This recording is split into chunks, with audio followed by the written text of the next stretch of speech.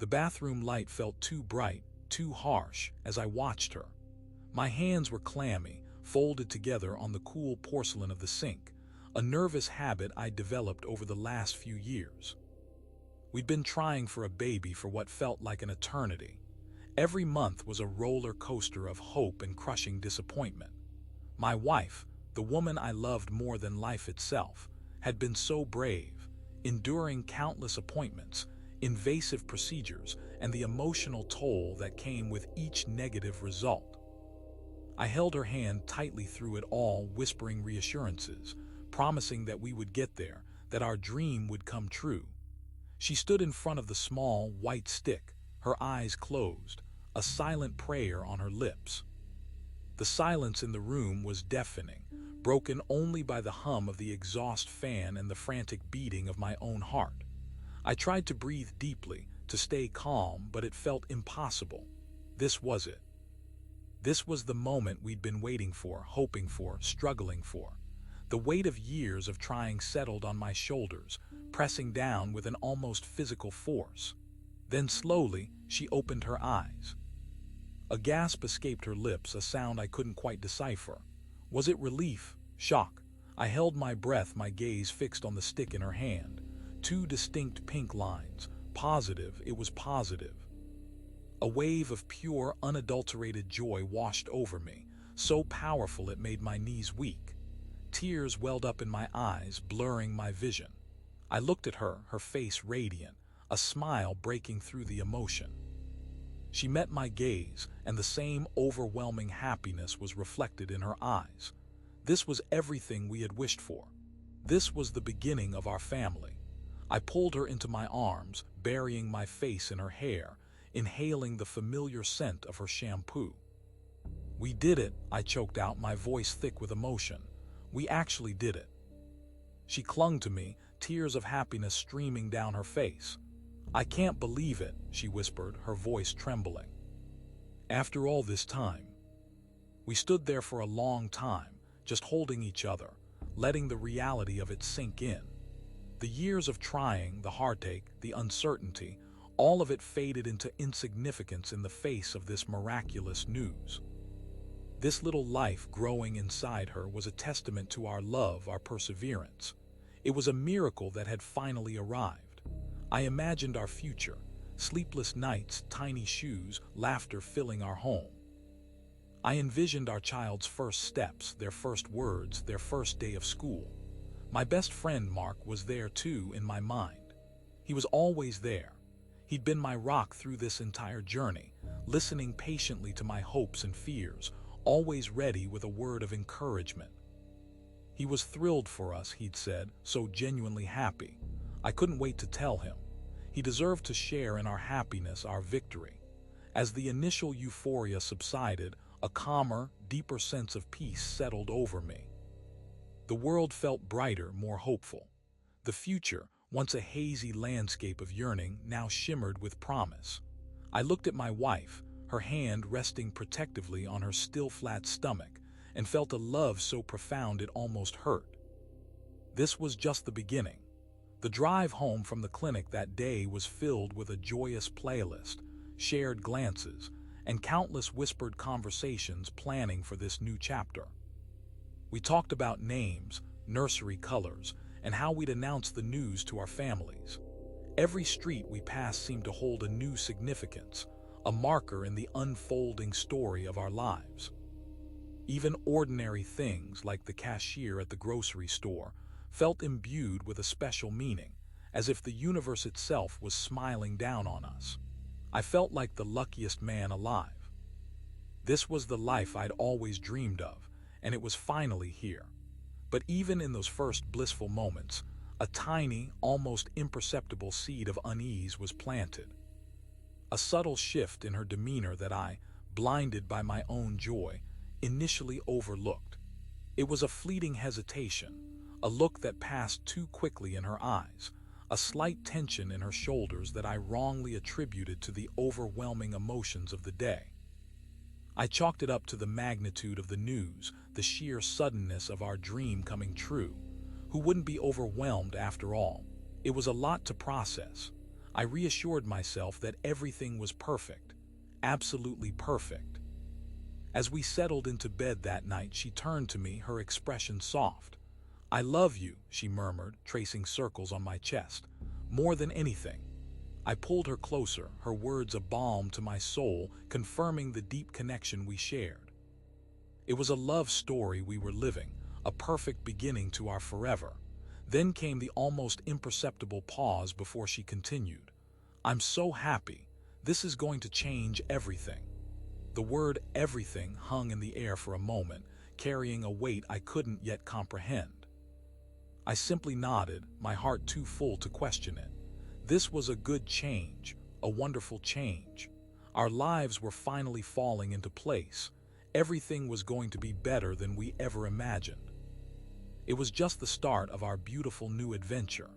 Now, real quick before we move to Chapter 2, make sure to subscribe and hit the notification bell for more stories just like this. Now let's keep going. The initial glow of pregnancy faded into the more grounded reality of early motherhood preparation. We were ecstatic, of course, but there were practical matters to attend to. We started attending parenting classes, reading books on infant care, and discussing nurseries. I was fully immersed in the planning, researching strollers, car seats, and cribs with the same fervor I once applied to my work projects. My wife, while outwardly enthusiastic, began to spend more time on her phone, her expression often distant. I noticed it at first, a subtle shift. She'd always been active on social media, but now her phone seemed glued to her hand. She'd spend hours scrolling, her thumb moving with mechanical precision, her eyes fixed on the glowing screen. When I'd ask what she was looking at, she'd offer vague answers like just friends or keeping up with things. I attributed it to nesting instincts, a way for her to connect with other expecting mothers, sharing advice and experiences. It seemed harmless enough. Then the phone calls started. Late at night, when I was already drifting off to sleep, her phone would buzz sporadically. She'd tiptoe out of bed, padding into the living room or kitchen to take her calls, her voice hushed. When I'd stir and ask who it was, she'd claim it was her mother or a friend with a late-breaking issue. I didn't press it. I trusted her implicitly. Why wouldn't I? We were building a family, our dream was finally materializing. The password lock on her phone became a more prominent feature.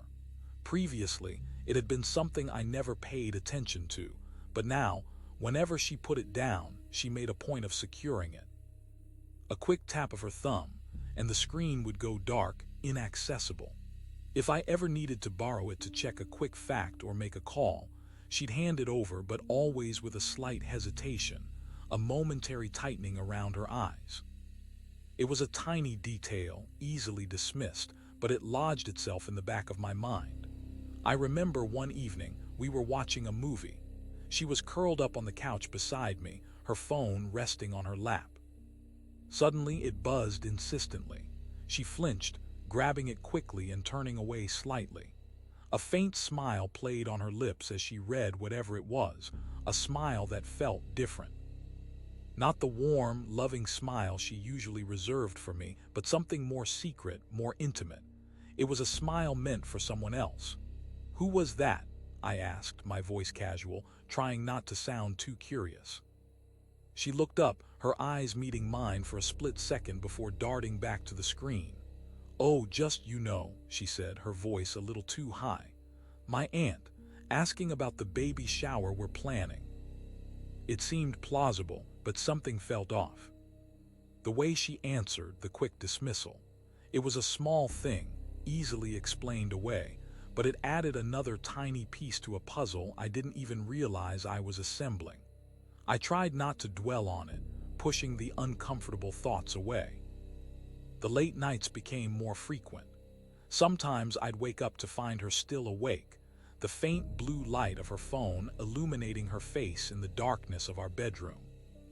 She'd claim she was just researching baby names or reading articles about pregnancy. But her eyes, when they met mine, held a weariness that seemed deeper than just sleeplessness. It was the weariness of someone carrying a secret. I started to feel a subtle distance growing between us, a chasm that our impending parenthood should have been bridging.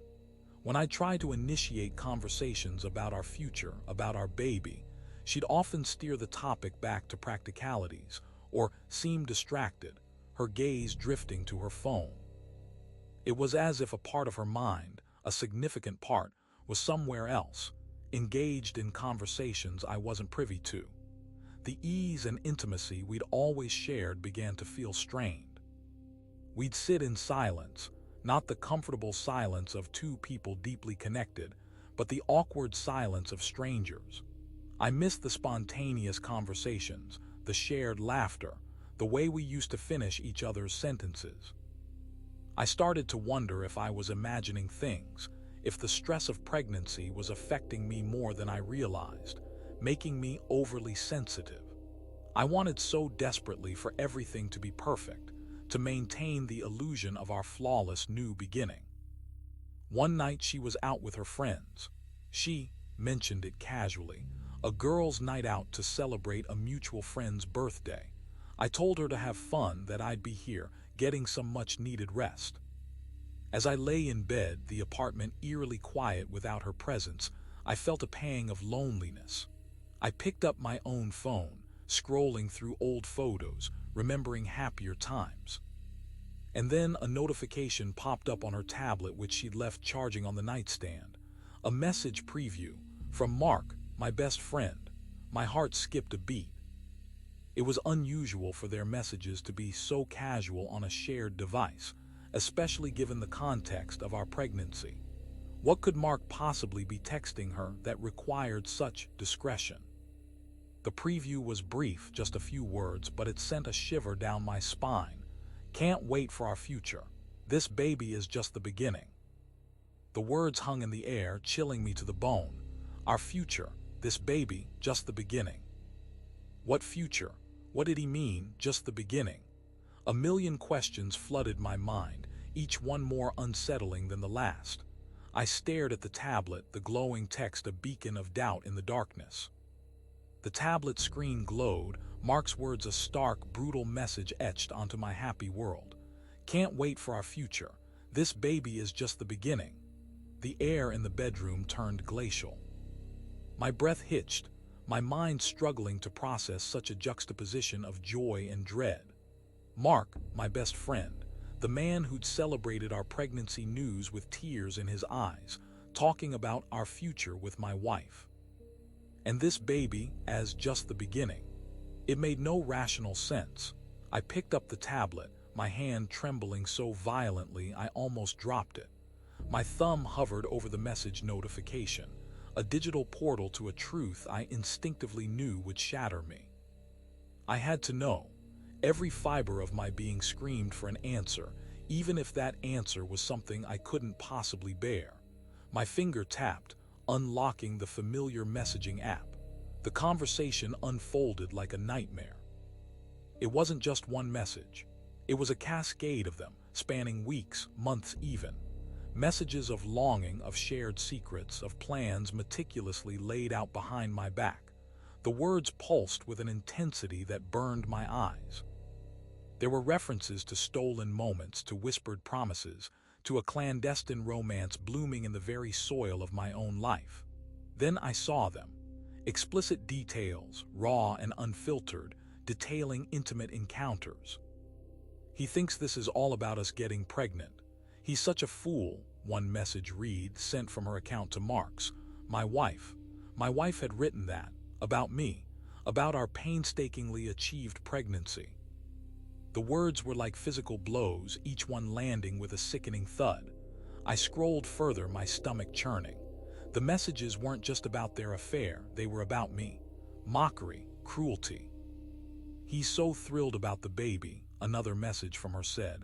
It's perfect. He'll never suspect a thing. This might be the best trick yet. A trick. My joy, my hope, my years of struggle, all a trick. And then I found the real gut punch. A string of messages detailing their plans, their fantasies. I can't wait to be his wife, to finally be free, she wrote. We'll start fresh, somewhere no one knows about us. Mark responded, soon, my love. Soon, the timing has to be perfect. My vision blurred, not with happy tears this time, but with a burning, blinding rage mixed with a profound, soul-crushing despair. I saw descriptions of a night they had shared, a night I had spent alone, believing she was working late. Her words painted a vivid, humiliating picture. She detailed how she'd met him at a hotel, the anticipation, the intensity of their connection. She wrote about the way he looked at her, the passion in his touch. She described his release, the overwhelming sensation he experienced, and how she reveled in it, sharing in the absolute climax of their forbidden union. It was everything I dreamed of, she'd written. Finally, I'm with the one I'm meant to be with. My own breath caught in my throat. This wasn't an affair. This was a partnership, a conspiracy, and I was the unwitting pawn in their meticulously crafted game. The timing of her late nights, the hushed phone calls, the slightly guarded demeanor, it all clicked into place, forming a grotesque mosaic of betrayal. I felt a coldness spread through me, a numbness that started in my chest and radiated outwards, like ice creeping through my veins. The shared dreams, the whispered intimacies, the very foundation of my life, all crumbling around me. My wife, the woman I adored, and my best friend, the man I trusted implicitly, had been systematically deceiving me, building a future on a foundation of lies and my own devastating ignorance. The tablet slipped from my numb fingers, clattering onto the rug. I sank onto the edge of the bed, my body heavy, leaden. The room, once a sanctuary, now felt like a tomb. The silence was no longer peaceful but taunting, amplifying the deafening roar of my shattered reality. How could they? How could they do this to me? The thought of the baby, our longed-for child, being their secret product sent a wave of nausea through me. Was it even mine? The question, a venomous serpent, coiled itself in my gut. My entire world had imploded in the space of a few minutes, the warmth and security I'd cherished replaced by a chilling emptiness. The pregnancy test, once a symbol of pure joy, now felt like a cruel, elaborate joke. I looked at the glowing screen of the tablet, the endless stream of their secret lives laid bare, and knew, with a certainty that pierced me to the core, that nothing would ever be the same again. This was not a dream. This was a horrifying, undeniable truth. The air in the living room was thick with a tension I couldn't articulate, a silent acknowledgement that something profound had shifted. The tablet lay on the coffee table, a dark, silent witness to the implosion of my reality. I had spent hours that night, staring at the ceiling, the messages replaying in my mind, each word a fresh stab wound. Sleep offered no escape, only a fleeting, troubled oblivion. The daylight felt unwelcome, exposing the raw, gaping wound that had been torn through my life. My wife emerged from the bedroom, her face pale, her eyes red-rimmed. She looked genuinely distraught, a picture of a woman consumed by sorrow. "I just can't believe it," she whispered, her voice a fragile tremor. "It's all gone." She sank onto the sofa, burying her face in her hands, the picture of a grieving mother. Her performance was flawless, the culmination of weeks, perhaps months, of careful planning. I watched her, a hollowness in my chest where my heart used to be. The contrast between her outward display of grief and the cold, calculated cruelty of her messages was almost unbearable. Every sob, every tear, felt like a further betrayal. I was trapped in a narrative she had written, forced to play the role of the grieving, supportive husband, while the truth gnawed at me from the inside. "It's going to be okay," I said, the words feeling like ash in my mouth. I moved towards her, wanting to offer comfort, but I hesitated. Every instinct screamed at me to pull away, to recoil from the source of my pain, but the ingrained habit of years, the deep-seated belief in our shared life, held me captive. She leaned her head on my shoulder, her body shaking with feigned sobs. "How are we going to get through this?" she murmured into my shirt. "I just feel so empty." Empty? The irony was suffocating. I was the one who was truly empty, stripped of my trust, my joy, my future. Yet here she was, drowning in a sea of manufactured sorrow, playing the victim. I could feel her subtle manipulation, the way she leaned into my touch, the way she strategically placed her hands to emphasize her misery. It was a masterclass in deception. I pulled away, gently needing space. The physical intimacy that had once been a source of comfort now felt tainted, repulsive. "We'll take it one day at a time," I managed, my voice flat. I couldn't meet her eyes, afraid of what I might see, or worse, what I might not see, any flicker of genuine remorse. The few days that followed were a blur of forced normalcy. She continued her charade of heartbroken grief, speaking in hushed tones about the baby we had lost, the dreams that had been extinguished. She'd prepare meals I couldn't eat, attempt to watch movies I couldn't focus on, all while maintaining the facade of a woman shattered by loss. Her performance was so convincing, so absolute that for brief, terrifying moments, I questioned my own sanity. Was I truly seeing clearly, or was this immense grief somehow obscuring my perception of reality? But then I'd catch it, a fleeting smirk when she thought I wasn't looking, a slight shift in her gaze when I mentioned something that didn't align with their secret narrative. The miscarriage was a narrative they had both agreed upon, a convenient cover story to explain away the sudden end of her pregnancy and her subsequent emotional withdrawal. It was the perfect alibi, designed to garner sympathy and deflect any suspicion. I began to notice subtle behavioral changes that weren't about grief. She became more withdrawn, more secretive, her phone now her constant companion, even more so than before. She'd take it into the bathroom, sleep with it under her pillow, and jump whenever it buzzed. The carefully constructed narrative of loss didn't explain this heightened level of secrecy.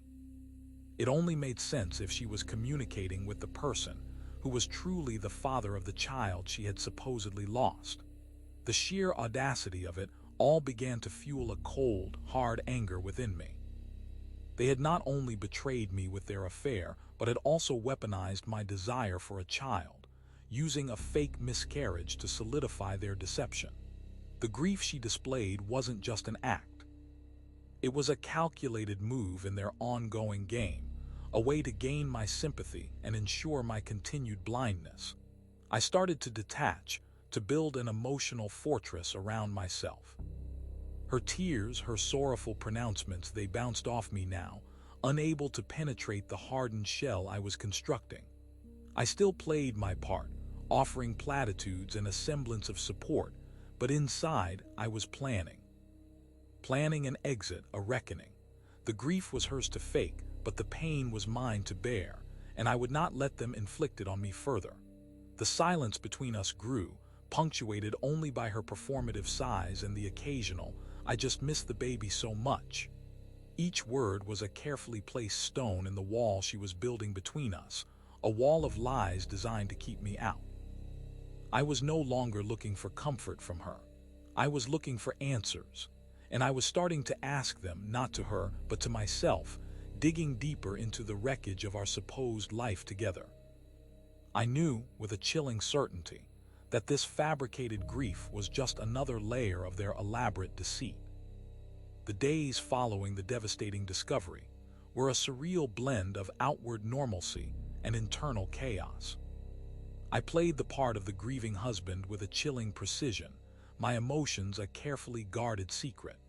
Her performative sorrow, her tear-filled eyes, they no longer evoked sympathy, but a simmering rage that I kept firmly in check. She continued to weave her tale of loss, her narrative of a beautiful, fleeting pregnancy tragically cut short. My focus, however, had shifted. The emotional fallout was immense, but my mind, once clouded by love and trust, now operated with a clarity born of utter disillusionment. I began sifting through the digital debris of our shared life, not for memories but for proof. My wife, despite her carefully constructed facade, had a habit of leaving digital breadcrumbs, a pattern of carelessness that had once been endearing, but now felt like an open invitation to uncover the truth. I remembered her tablet left carelessly on the nightstand, a repository of their illicit communications. I'd spent hours deciphering their messages, but I knew there had to be more. They were planning a future, a wedding, a new life. Surely there would be more concrete evidence of their plans. I needed to find more than just messages. I needed a roadmap, a clear indication of their intentions. One afternoon, while she was out for one of her support group meetings, a blatant lie, I now knew, I decided to delve deeper into her personal cloud storage. Our shared iCloud account was a vast reservoir of photos, videos, and documents, a digital archive of our life together. I navigated through folders filled with vacation pictures, family gatherings, and candid shots of our happier days. It was a painful journey, each image a ghost of a past I could no longer reclaim. Then I found it, a folder simply titled Us. It was unusual. She wasn't one for cryptic folder names. My fingers, icy with anticipation, clicked it open. The contents sent a fresh wave of shock through me. It wasn't filled with the typical photos of a couple. Instead, it contained screenshots of my financial accounts, printouts of our mortgage statements, and even scanned copies of my driver's license and our marriage certificate. A cold dread washed over me as I scrolled through. Mixed with these official documents were what appeared to be scanned pages from her personal journal. They were dated, and as I started to read, the carefully constructed narrative of our happy life began to crumble entirely. The entries were filled with a chilling detachment, detailing her observations of me, my habits, my routines, with an almost scientific analysis. It was as if she were studying a specimen, not documenting the life of a loved one. One entry, dated just weeks before she announced her pregnancy, sent a jolt through me. "He's getting so excited about the baby. It's almost too easy. Mark and I have the perfect plan. Once the baby is here and he's completely invested, we'll execute the next phase. He'll never see it coming." The next phase? What next phase? Another entry described their discussions about finances, about starting a new life together after what? After I was out of the picture. The thought was an icy terror. They weren't just planning a life together, they were planning to take everything I had. The screenshots of my financial details were particularly disturbing. They weren't just casual observations, they were precise, meticulously gathered data. Account numbers, balances, investment details. It was clear they had been planning for my financial ruin, for everything that was mine to become theirs. The fake pregnancy, the simulated grief, the supposed loss, it was all a calculated distraction, a prelude to a far more sinister objective. I scrolled through more journal entries, each one a deeper descent into their world of deceit.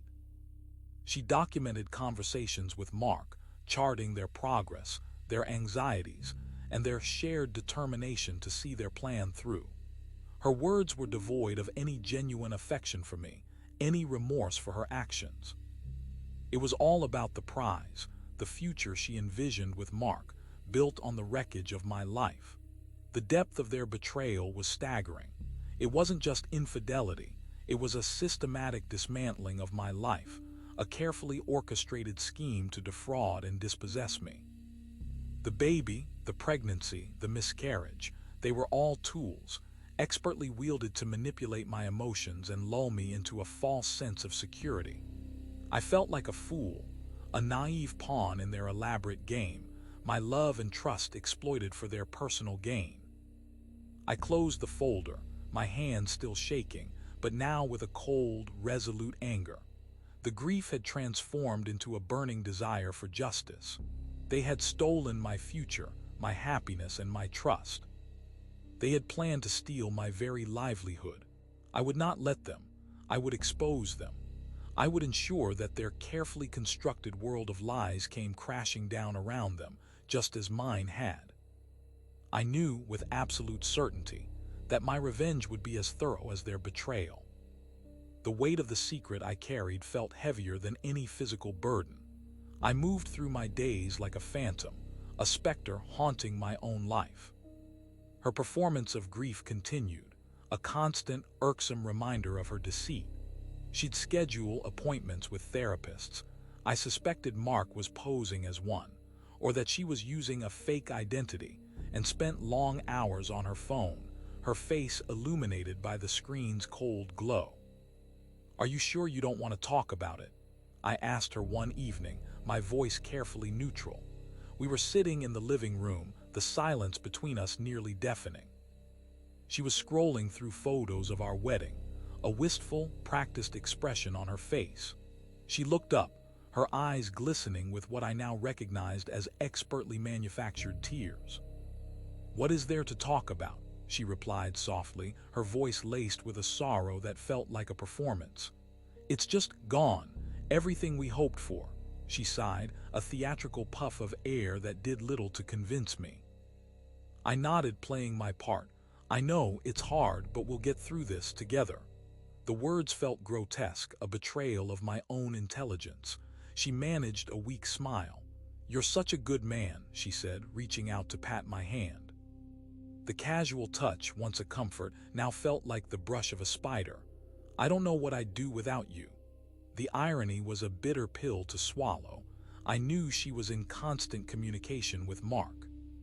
The secret folder had revealed their meticulous planning, their shared vision of a future that excluded me entirely. They were likely discussing their next steps, coordinating their timeline, ensuring their plan unfolded without a hitch. The thought of them together, strategizing my downfall, fueled my resolve. I started subtly gathering my own evidence. I discreetly photographed the journal entries from her tablet, backed up the incriminating messages, and made copies of the financial documents I found in the Us folder. I was building a case, meticulously documenting their deception. It was a painstaking process, requiring patience and a constant vigilance to avoid suspicion.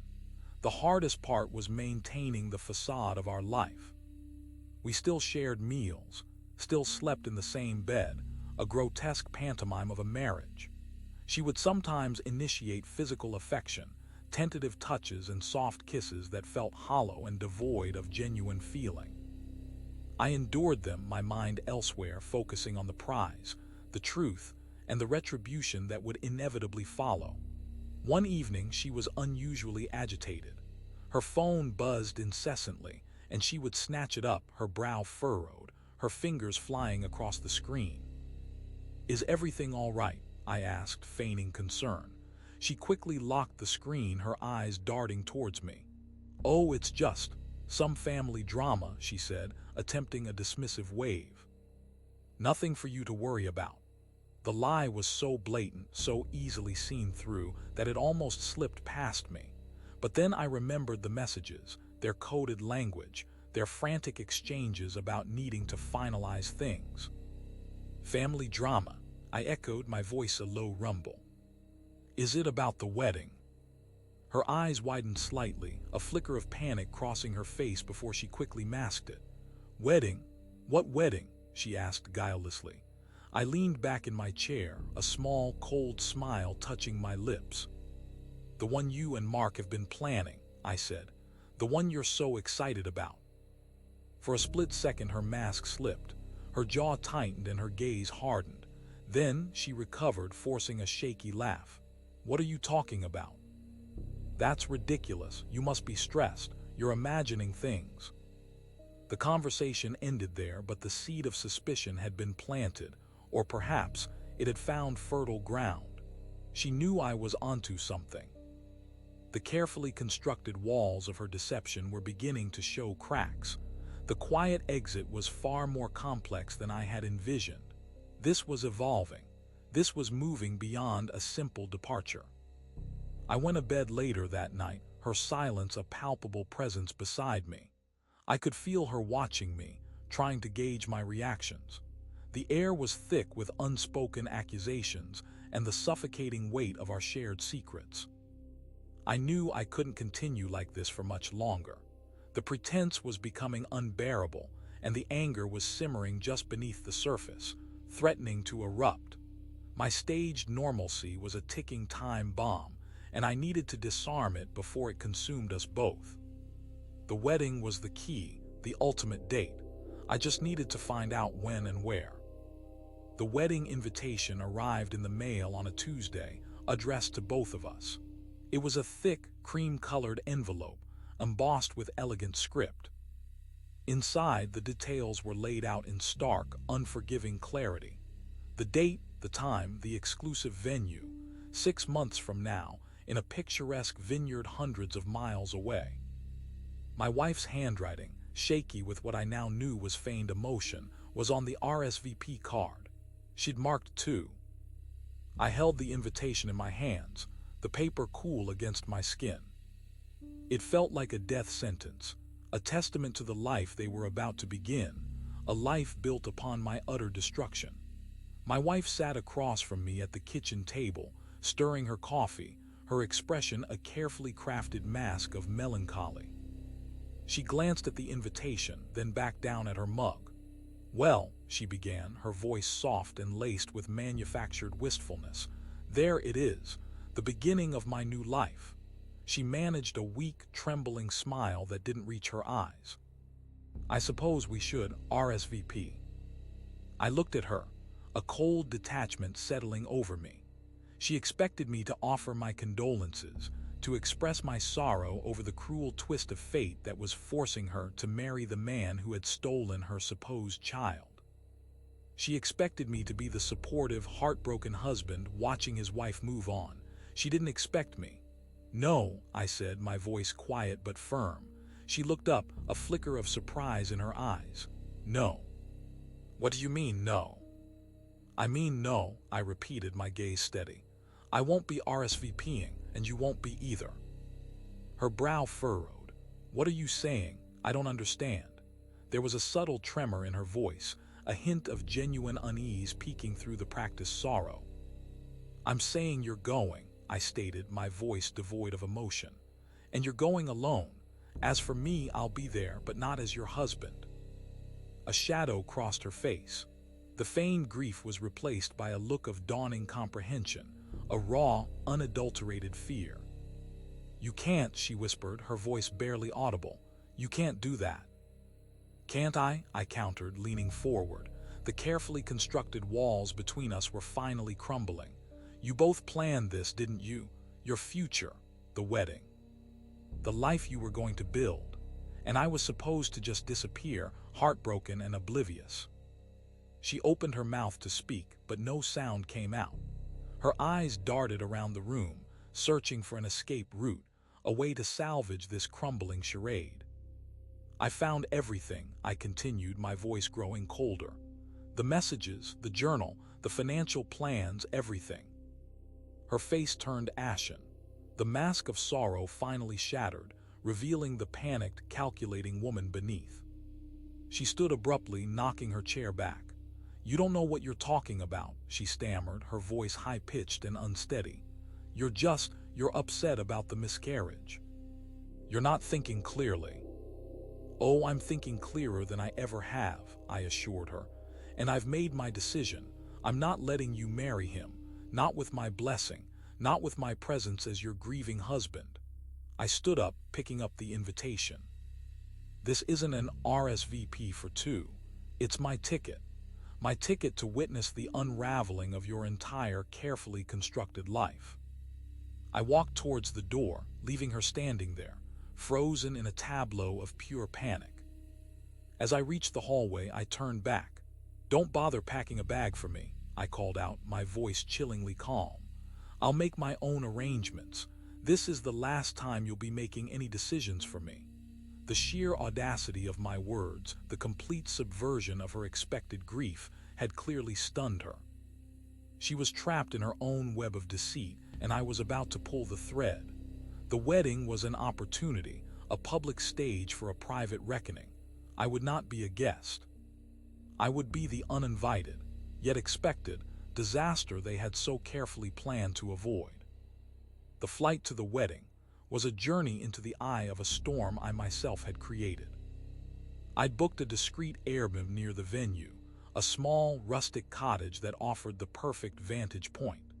The days leading up to the ceremony were a tense countdown. I received a couple of frantic, late-night calls from my wife, her voice a mixture of pleading and veiled threats. She pleaded for me to reconsider, to play my part, to allow their plan to unfold seamlessly.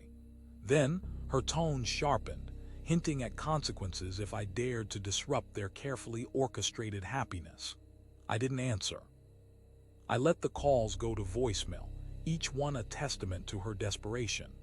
I spent my time meticulously reviewing my evidence, the screenshots of messages, the scanned journal entries, the documents detailing their financial machinations.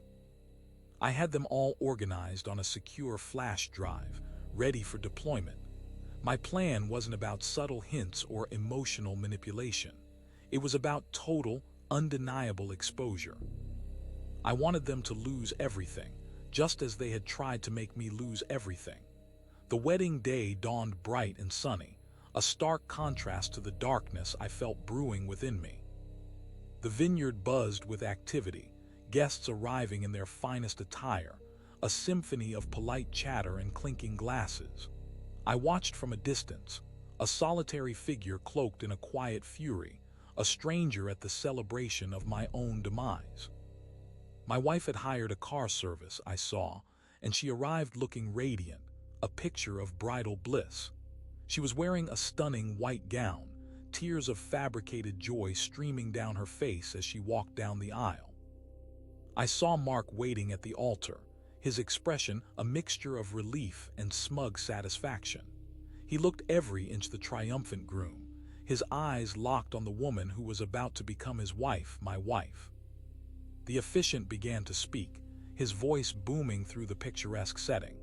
Vows were exchanged, the air filled with pronouncements of eternal love and commitment. It was a scene of perfect, idyllic bliss, a carefully crafted illusion designed to fool everyone. My wife caught my eye across the crowd, a brief, almost imperceptible flicker of fear crossing her face before she quickly composed herself, turning back to Mark. That fleeting moment of dread, that tiny crack in her flawless facade, was all the confirmation I needed. She knew I was here. She knew I was watching. And she knew, on some level, that this was not going to be the happy ending she envisioned. As the ceremony reached its climax, as the officiant asked if anyone had any objections, I stood up. The murmur of conversation around me died down, replaced by a growing silence. All eyes turned to me. My wife froze, her hand hovering near Mark's. Mark's smug smile faltered, replaced by a look of confusion, then dawning horror. "I object," I said, my voice steady and clear, projecting across the stunned assembly. The words, so simple, so direct, hung in the air, heavy with unspoken drama. The officiant paused, his prepared speech forgotten. "Sir, this is a sacred union. If you have an objection, it must be a legal impediment." "Oh, there are impediments," I replied, my gaze fixed on my wife. "Plenty of them. And they're about to come to light." I slowly pulled the flash drive from my pocket, holding it up for everyone to see. "I believe it's time for some confessions." The crowd gasped. My wife's face was a mask of white terror. Mark looked like he'd seen a ghost, his jaw slack. The carefully orchestrated illusion of their perfect love story was about to shatter, and I was the one holding the hammer. The carefully planned ceremony had just taken a drastic, unexpected turn, and the reception was about to get very, very interesting. The ripple of shock that spread through the assembled guests was palpable. Whispers erupted, confused murmurs of "Who is that?" and "What's going on?"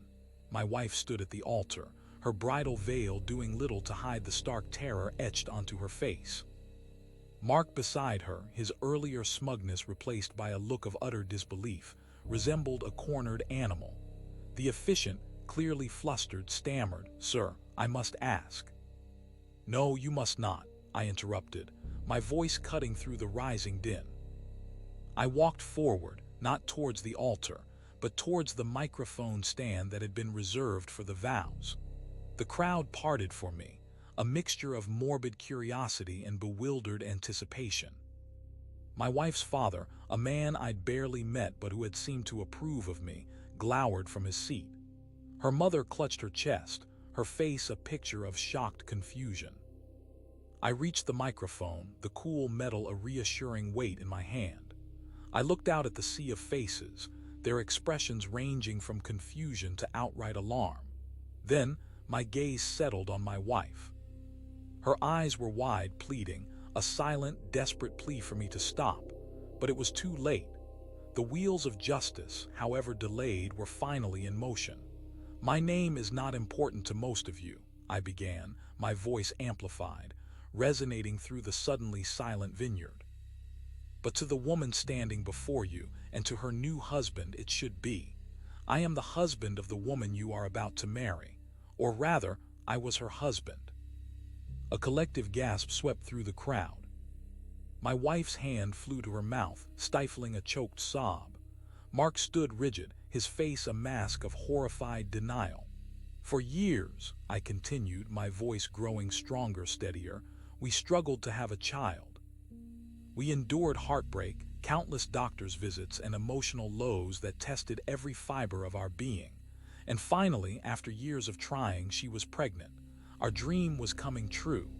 I paused, letting the weight of those words settle. "Or so I thought." I held up the flash drive. "This," I said, "contains irrefutable evidence that the pregnancy was a lie, a fabrication, a cruel, calculated deception designed to manipulate me. And the baby," I let the sentence die, the implication hanging heavy in the air. "The baby she lost, the grief she has so convincingly displayed, was a performance to cover up her affair with the man standing next to her." The gasps intensified. Some guests looked pointedly at Mark, then at my wife. Her face was streaked with tears, but they were the tears of exposure, not of grief. Mark, meanwhile, was sweating profusely, his eyes darting around wildly, searching for an escape he knew didn't exist. "But the betrayal doesn't end there," I pressed on, the fire of my anger fueling my words. "This drive also contains evidence that they were planning this, planning their wedding, planning a future together, while she was pretending to be married to me.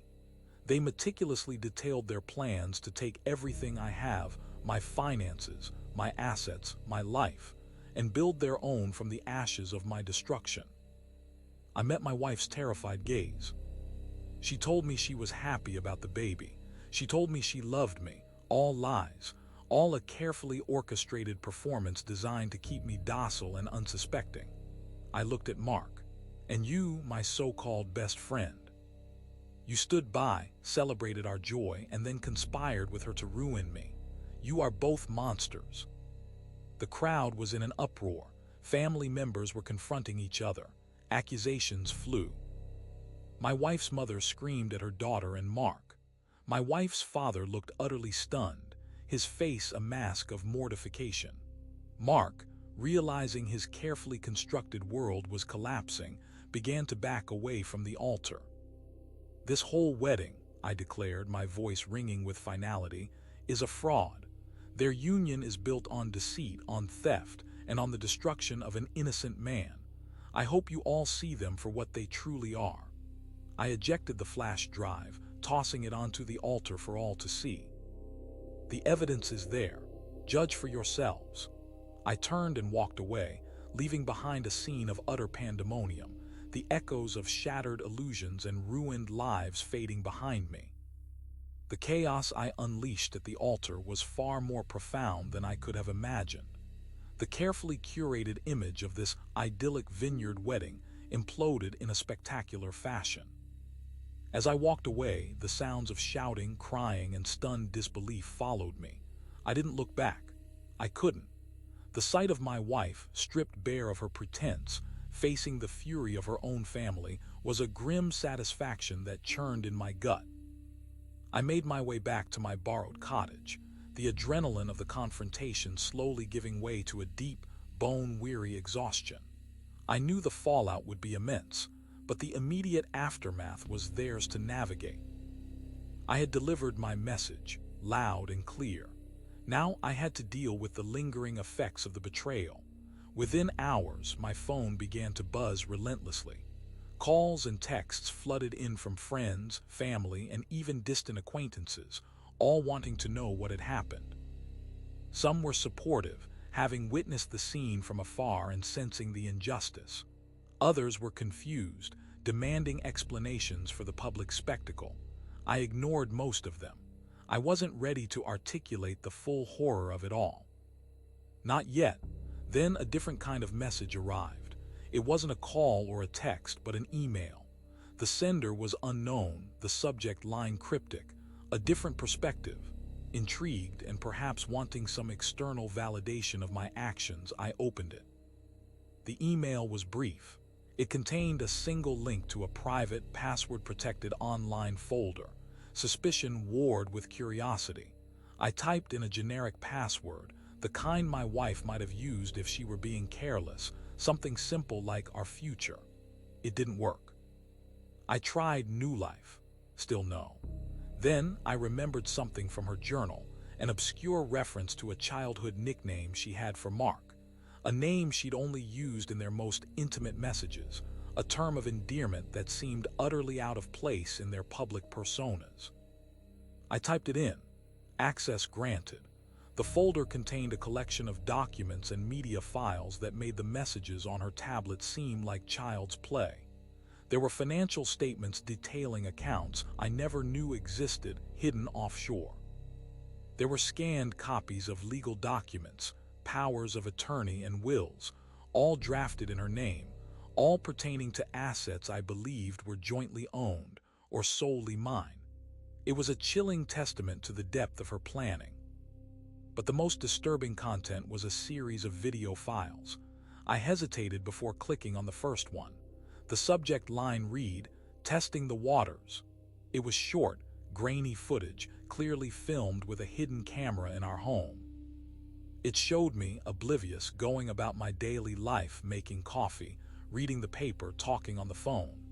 Interspersed were clips of my wife and Mark, engaged in increasingly intimate acts, right under my nose. The camera was strategically placed, capturing their clandestine moments in our bedroom, in our living room, in our kitchen. It was sickening. To see myself so utterly deceived, so foolishly trusting, while they flaunted their betrayal in my own home. These weren't just messages. This was visual proof of their utter contempt for me. The video content was explicit, detailing their passionate encounters without any attempt at subtlety or discretion.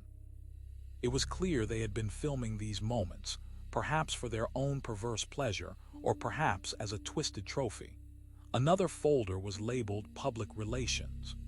Inside were drafted press releases, carefully worded statements intended to spin the narrative of our tragic separation and her difficult divorce in a way that painted me as the villain, framing me as unstable or abusive. They had prepared for my reaction, anticipating that I might fight back, and had already begun plotting how to discredit me. The sheer scale of their deception was overwhelming.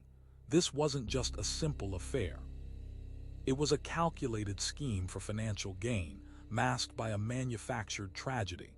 They had planned to drain me dry, both emotionally and financially.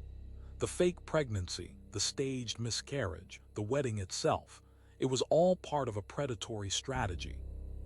I sat there for a long time, the contents of the folder playing out before me. The rage had subsided, replaced by a cold, hard clarity. They had underestimated me. They had thought I was too naive, too trusting to uncover their plot, but I had. And now they would face the consequences. I had the evidence, all of it. The messages, the journal, the financial documents, and now these horrifying videos. I knew exactly what I had to do next. The following weeks were a whirlwind of legal consultations and strategic planning. I met with a team of lawyers, presenting them with the overwhelming evidence I had painstakingly collected. The flash drive from the wedding and the contents of the different perspective email formed a damning indictment. My lawyers were stunned by the sheer audacity and premeditation of their scheme. The video evidence alone was grounds for a swift and decisive legal action.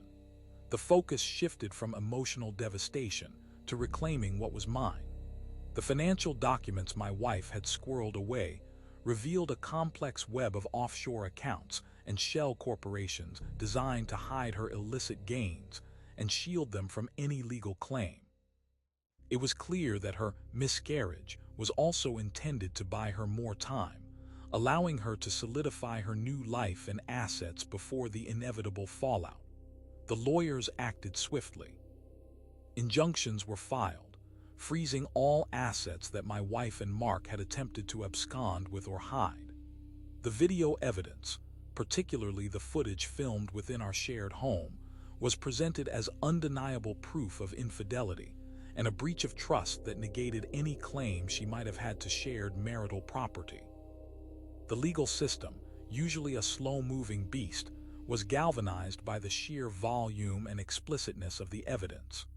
My wife and Mark, who had clearly expected a more traditional, emotionally driven legal battle, were blindsided by the aggressive, evidence-based approach. Their carefully constructed narrative of a wronged woman seeking a protective divorce and a new beginning was instantly dismantled. The public exposure at the wedding had already done significant damage to their reputation, but the legal proceedings brought their crimes into stark, undeniable focus. I learned through legal channels that my wife's family, utterly mortified and disgusted by the revelations, had completely disowned her. Her parents, influential figures in their community, had publicly distanced themselves from her, ensuring the social and financial repercussions would be severe. The vineyard where the wedding was supposed to take place had issued a strongly worded statement condemning the fraudulent actions and vowing legal recourse against anyone associated with the deception. Mark's life also began to unravel. His employer, a reputable firm where he held a senior position, conducted an immediate internal investigation upon learning of the allegations. The video evidence, showing his blatant disregard for his professional and personal ethics, led to his swift termination. His reputation, built on years of perceived integrity, was shattered. He had lost his career, his standing in the community, and any semblance of respectability. My wife, confronted with the legal onslaught and the complete collapse of her support system, became increasingly desperate. Her attempts to contact me became more frequent, her messages shifting from pleading to outright threats. She accused me of ruining her life, of spitefully destroying her happiness. She failed to grasp that she had been the architect of her own destruction. The legal proceedings moved with a speed that was both cathartic and exhausting. The courtroom became a battleground where the truth, laid bare by the evidence, was undeniable. My wife and Mark, represented by legal teams struggling to defend their indefensible actions, appeared increasingly outmatched. Their furtive glances at each other, their whispered consultations with their lawyers, spoke volumes about their crumbling defense. I sat through it all, a silent observer, watching their carefully crafted world disintegrate piece by piece. The emotional toll was immense, but with each legal victory, I felt a sense of grim satisfaction. Justice, though painful, was being served. The legal victories were significant, a vindication I had desperately needed. The court awarded me full possession of our marital assets, deeming my wife's actions as egregious fraud and gross marital misconduct. The offshore accounts were traced and seized, the process a slow, painstaking unraveling of their financial labyrinth. The restitution I received was substantial, a financial balm for the emotional wounds they had inflicted. My wife was ordered to pay me a significant sum in damages, a fraction of what I had lost, but symbolic nonetheless. Her legal team, unable to counter the sheer weight of evidence, had advised her to settle, a desperate attempt to mitigate the ongoing legal battle and the public shame. She fought back, of course, clinging to any shred of control she could find, but the court's decisions were final. Mark, facing his own legal consequences for his involvement in the financial fraud, was disbarred from his profession and faced criminal charges for fraud and conspiracy. The video evidence of his conduct, combined with his active participation in the financial crimes detailed in my wife's journal and documents, made his defense untenable. His career was over, his reputation in tatters. He was a pariah, a cautionary tale of ambition gone awry. The public aspect of the trial was brutal. News of the wedding spectacle and the subsequent legal proceedings spread like wildfire. The initial curiosity morphed into disgust as the details of their betrayal and greed became public knowledge. My wife, once the darling of their social circle, became a figure of ridicule and scorn. Her attempts to maintain any semblance of dignity were futile. Every public outing was met with whispers and pointed stares. I, too, faced scrutiny, but it was different. While some questioned my actions at the wedding, the overwhelming sentiment was one of sympathy and support for the victim of such profound deception. The evidence I presented was so damning that my character remained largely untarnished. I was the wronged party, the one who had been systematically victimized. Yet, the personal cost was undeniable. The emotional scars ran deep. The trust I had placed in my wife and my best friend had been irrevocably broken. Rebuilding my life from the wreckage of their betrayal was a slow, arduous process. I found myself constantly vigilant, my guard up, hesitant to let anyone get too close. The ease with which they had deceived me left me questioning my own judgment, my own ability to discern truth from falsehood. I moved out of our family home, the memories within its walls too painful to bear. I sold it, the proceeds adding to the restitution I had received.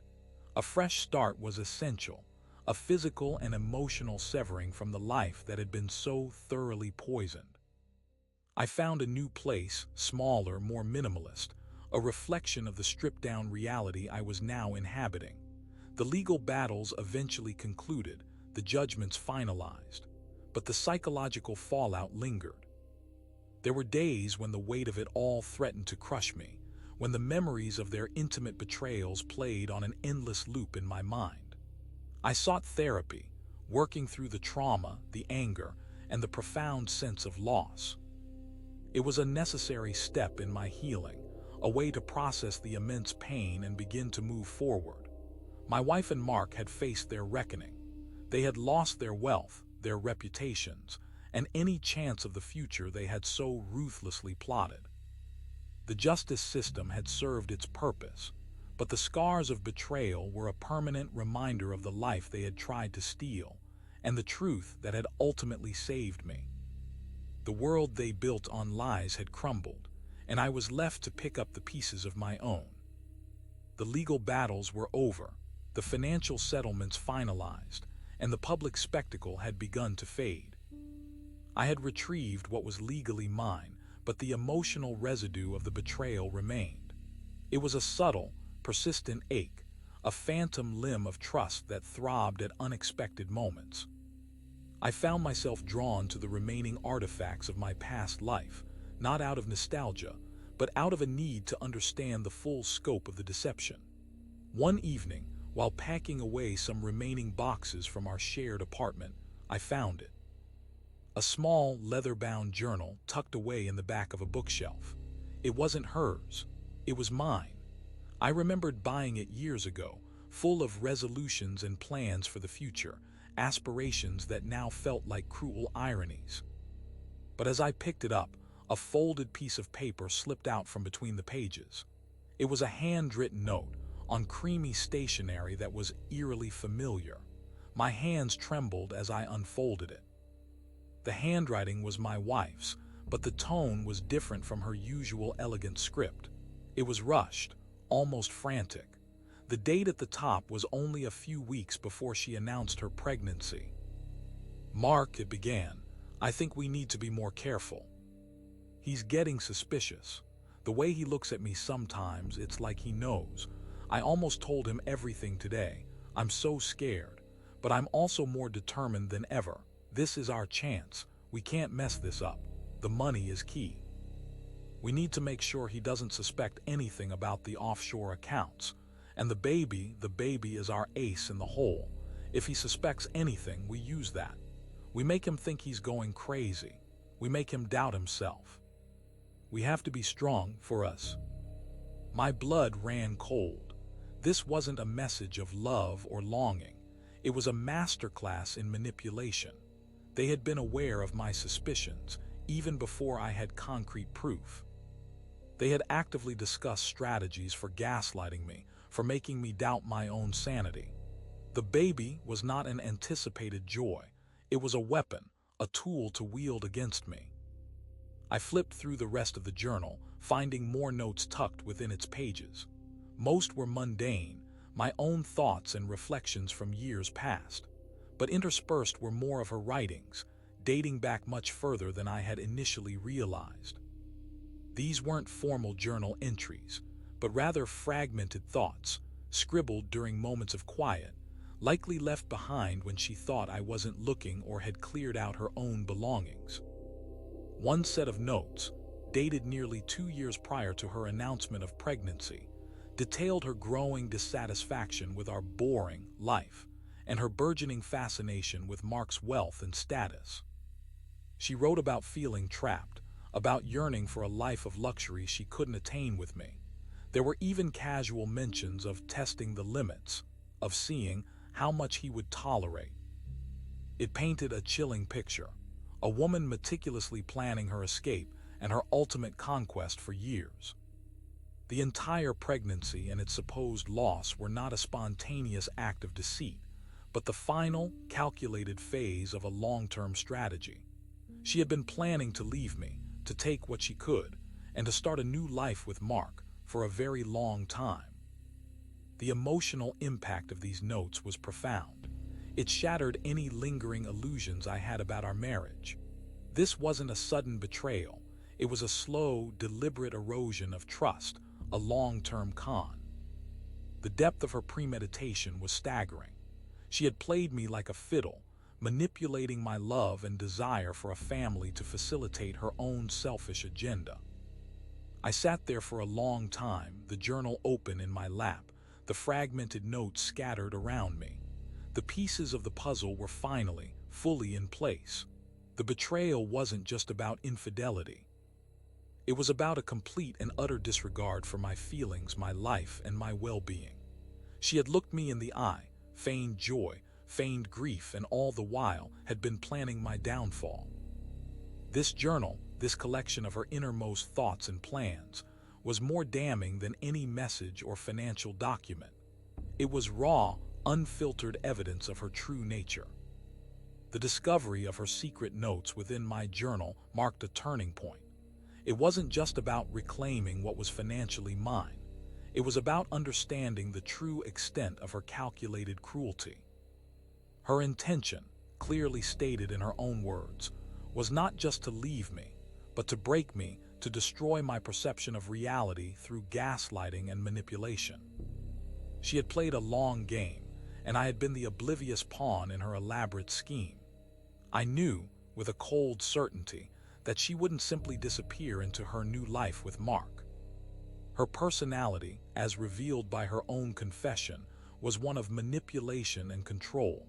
She thrived on chaos, on having an impact, and on being the center of attention. She wouldn't tolerate simply fading into obscurity. She would want to enact some final, twisted act of retribution. My lawyers confirmed that while the legal settlements were finalized, there were still civil avenues she could pursue, potentially reigniting the legal battles and creating further emotional distress, especially if she decided to try and drag my name through the mud again.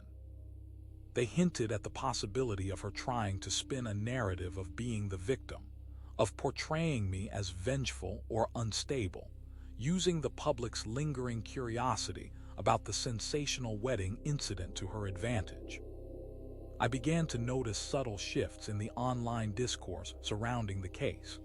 While the initial shock had subsided, there were still whispers and discussions in celebrity gossip forums and social media groups. I saw isolated comments that seemed a little too pointed, a little too designed to suggest my actions at the wedding were extreme or uncalled for. It was a subtle campaign, easily dismissed by most, but I recognized the signature manipulation. She was planting seeds of doubt. I remembered her proficiency in crafting narratives, her ability to twist facts to suit her agenda. This was her modus operandi. If she couldn't win financially or legally, she would try to win in the court of public opinion, or at least sow enough discord to ensure I wouldn't have peace.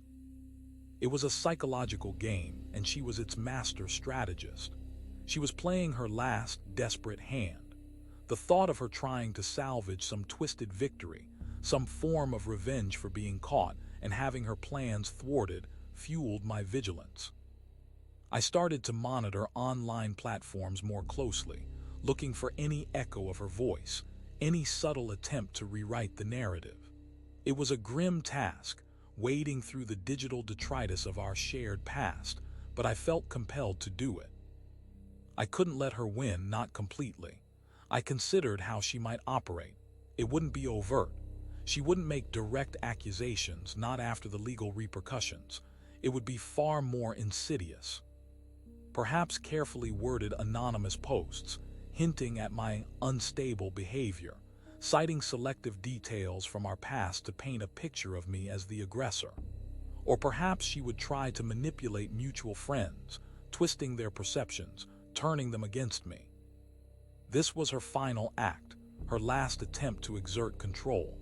She couldn't manipulate me directly anymore, so she would try to manipulate the narrative, to stain my reputation, and ensure I carried some of the blame for the collapse of her carefully planned future.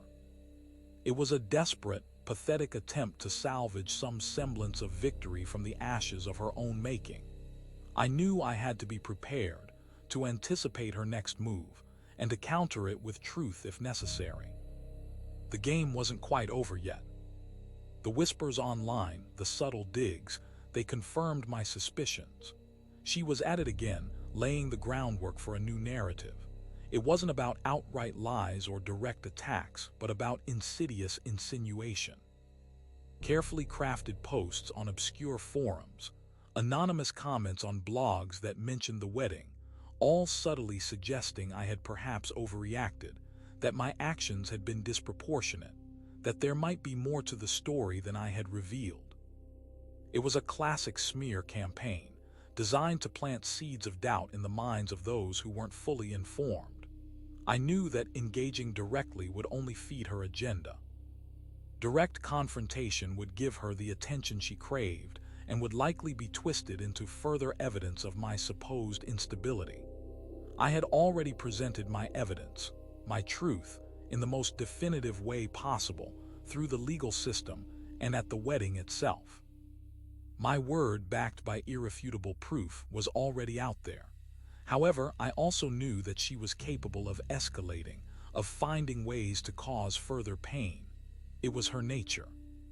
She thrived on drama, on having an audience, and on wielding her perceived victimhood to manipulate others. The thought of her continuing to inflict emotional damage, however subtle, was something I couldn't entirely ignore. I recalled the extensive evidence I still possessed, the video recordings, the financial documents, the journal entries, her own handwritten notes confessing her manipulative intentions. While the legal battles were concluded, there was still a way to ensure her narrative didn't gain traction.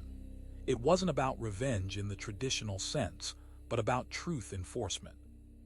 My lawyers had advised me to let it go, to move on. They argued that further involvement could reopen wounds and invite more legal complexities. But I had one last piece of leverage, a tool that could silence her narrative once and for all, not through legal means, but through a different kind of exposure. I decided to compile a final, comprehensive account of the entire affair, not for public consumption in the traditional sense, but as a definitive record. I gathered all the evidence, meticulously organized and cross-referenced. I wrote out a detailed, chronological account of events from my perspective, supported by the undeniable proof I had. It wasn't a sensational exposé, but a stark, factual narrative devoid of emotional rhetoric, letting the evidence speak for itself. I created a secure, private online platform. Access would be granted only to a select few individuals, my closest friends and family who had supported me through this ordeal, and her immediate family who, despite their disgust, still held a morbid curiosity about the situation. It would be a final, unassailable testament to the truth. I also prepared a single, precisely worded statement, ready to be released only if she launched a significant public campaign against me. This statement would not engage with her narrative directly, but would tersely reaffirm the facts of the case and reference the existence of the comprehensive record. It would be the last word, a quiet but powerful declaration of truth. I uploaded the complete dossier to the secure platform, a digital monument to her betrayal and my resilience. It was my insurance policy, a silent promise that her attempts to rewrite history would be met with the unvarnished truth. I didn't seek to profit from it or to cause further public drama.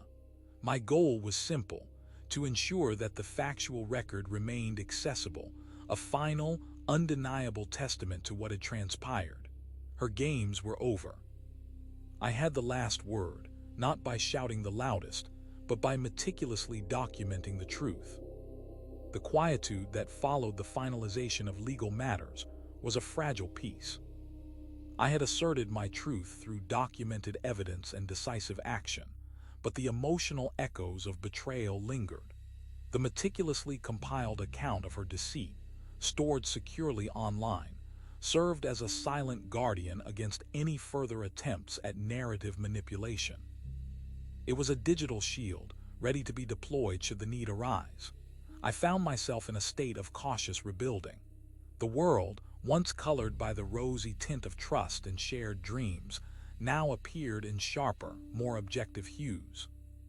My interactions with others were more measured, my judgments less readily bestowed. The experience had forged a new vigilance within me, an awareness of the hidden currents that could lie beneath placid surfaces. My relationships with friends and family had been tested, but ultimately strengthened by the ordeal. Those who stood by me unconditionally were now more cherished than ever. Their unwavering support had been a vital anchor in the turbulent seas of my life. Conversely, those who had wavered, or worse, had sided with my wife's fabricated narrative, had revealed their true colors, and I had adjusted my expectations and associations accordingly. I dedicated myself to my work, finding solace and purpose in the familiar structures of professional life. The clarity of objective tasks and measurable outcomes offered a welcome contrast to the emotional complexities I had navigated. Progress in this domain felt tangible and earned, a welcome counterpoint to the stolen futures and shattered promises of my personal life. There were, of course, moments of profound loneliness. The absence of shared dreams, the quiet of an apartment that no longer echoed with the laughter of a shared life, these were palpable. I had mourned the loss of a future I had so desperately wanted, a future that had been irrevocably stolen. The phantom limb of trust still ached, a ghost of the intimacy that had once defined my existence. I began to explore new avenues of personal growth. Therapy provided a framework for processing the trauma, for understanding the patterns of manipulation, and for rebuilding my sense of self-worth. Simple acts of self-care, like long walks in nature, reconnecting with old hobbies, and rediscovering the joy in solitary pursuits, became significant milestones in my recovery. I learned to appreciate the quiet strength that comes from facing profound betrayal and emerging on the other side, not unscathed, but whole. The experience had stripped away illusions, but it had also revealed to me my own resilience. I had been wounded but not defeated. I had been deceived but not broken. And in that hard-won knowledge, there was a quiet, enduring power. The legal battles were a necessary resolution, but the true victory lay in my own internal reclamation, in the slow, determined act of rebuilding a life on a foundation of truth and hard-won self-knowledge. The passage of time had a way of softening the sharpest edges of betrayal. The raw pain had subsided into a dull ache, an ever-present reminder of what had been lost, but no longer an all-consuming force. I had established a new rhythm to my life, one that was intentionally quiet and focused. The world outside my immediate circle remained largely unaware of the intricacies of my past, and I preferred it that way. The public drama of the wedding and the subsequent legal proceedings had been sufficient exposure. One crisp autumn afternoon, while browsing in a small, independent bookstore nestled in a quiet part of the city, I overheard a conversation that stopped me in my tracks. Two women at the next bookshelves over were speaking in hushed tones, their voices full of a familiar, judgmental energy. "Heard she's trying to lay low," one of them said, her voice tinged with a knowing smirk. Apparently, her parents cut her off completely, and that Mark fellow, he's reportedly working a minimum wage job at a gas station somewhere out west. Can you believe it? The other woman chuckled. Serves them right. From what I read, they were quite the pair, planning a whole life on someone else's misery. I always thought she had a bit of a ruthless streak, even back in college. My heart hammered against my ribs. The names, the context, it was unmistakable. They were discussing my ex-wife and Mark. It had been years, yet their names, their actions, still had the power to prick my awareness. The casual cruelty of their downfall, relayed as gossip, was a stark contrast to the legal battles and emotional devastation they had inflicted. "Yeah," the first woman continued, lowering her voice even further. "Someone mentioned they saw her working as a cleaner in a motel. Can you imagine? All those plans for a lavish life gone up in smoke, all because he wouldn't let it go, apparently. The husband.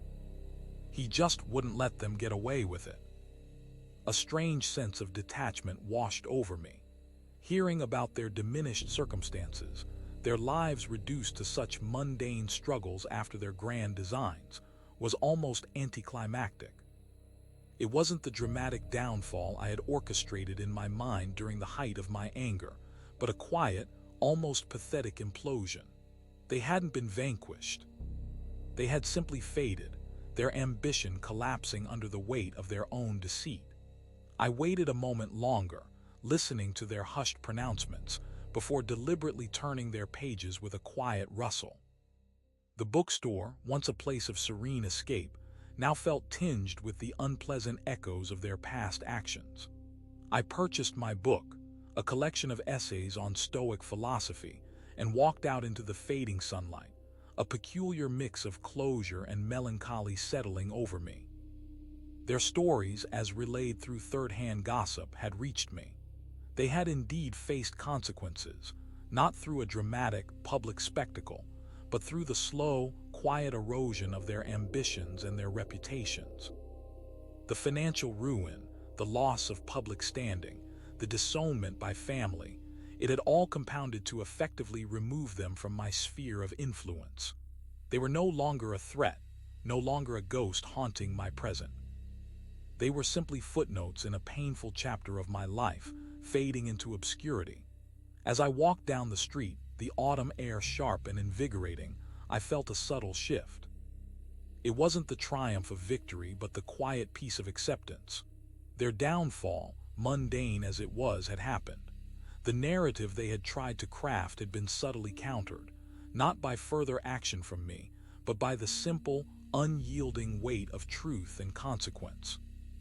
I had played my part, exposed the truth, and then stepped back. The world, in its own way, had rendered its own judgment. The years that followed were less about healing and more about living. The scars remained, etched into the fabric of my being, but they no longer dictated my every move. I had learned to inhabit them, to understand them not as symbols of weakness, but as testament to my survival. The quiet life I had intentionally built was not an escape from my past, but a conscious choice to embrace my present, unburdened by the ghosts of what had been. I had found a measure of peace, a calm that settled deep within me. It wasn't the effervescent joy of naive happiness, but a steady, grounded contentment. I learned to appreciate small moments, the warmth of the sun on my face, the comfort of a good book, the genuine laughter of friends who knew my story and accepted me, scars and all. Occasionally, I would still feel a flicker of awareness, a brief pang when something mundane reminded me of her or of the life we were supposed to have. A particular song on the radio, a brand of perfume, a mention of a place we once visited. These were fleeting, like distant waves that brushed against the shore and then receded. They no longer pulled me under but served as gentle reminders of the path I had navigated. I never sought out news of my ex-wife or Mark. The overheard conversation in the bookstore had been enough. Their lives, reduced to whispered gossip and diminished circumstances, held no allure or further desire for vengeance. My focus had shifted entirely inward, on cultivating my own well-being and building a future that was authentically mine, not defined by their betrayal. The comprehensive record of their deceit remained, a private testament to the truth. It was a tool I hoped I would never need to use again, but its existence provided a quiet sense of security. It was proof that I had faced the darkness and emerged into the light, not unscathed, but with a profound understanding of myself and the world. One evening, as I sat on my balcony, watching the city lights twinkle to life against the twilight sky, I felt a profound sense of gratitude. Gratitude for the strength I had discovered, for the lessons learned, and for the quiet resilience that had carried me through. The betrayal had been a cataclysmic event, but it had also been a catalyst for a deeper self-awareness, a clearer understanding of what truly mattered.